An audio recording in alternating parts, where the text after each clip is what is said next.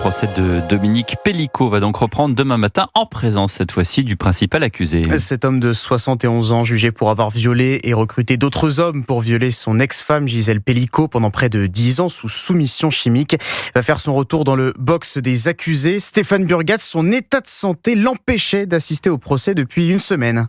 En effet, Maël, c'est un véritable coup de théâtre alors que les mots de tous les avocats aujourd'hui, absolument tous, de la défense jusqu'au parti civil, personne n'avait de mots assez durs pour parler de supplice chinois, de scandale, de prise en otage et surtout après le tableau clinique dépeint par le conseil de Dominique Pellicot, maître Zavaro, qui nous décrivait un homme touché par une infection remontant jusqu'au rein en passant par la prostate et avec un caillot détecté dans la vessie. Bref, de quoi craindre une absence prolongée, mais l'avocate est pourtant satisfaite ce soir. Écoutez. Moi, je suis satisfaite de cette décision. Je crois qu'à un moment donné, il fallait que ce dossier reprenne. Il fallait surtout pas que ce dossier soit reporté parce que ça aurait été catastrophique pour tout le monde et que M. Pellicot sera bien là demain pour répondre aux questions et qu'il n'y avait aucune dérobade de sa part. Est-ce que tout va reprendre normalement comme si de rien n'était ? Non, certainement pas. Les avocats de Gisèle Pellicot se font discrets. L'un d'eux reste mesuré. Il attend de voir dans quel état Dominique Pellicot leur sera présenté demain à l'audience et surtout s'il accepte d'être extrait du centre de rétention. Un détail important, la prudence reste de mise en attendant donc demain matin 9h et la reprise de l'audience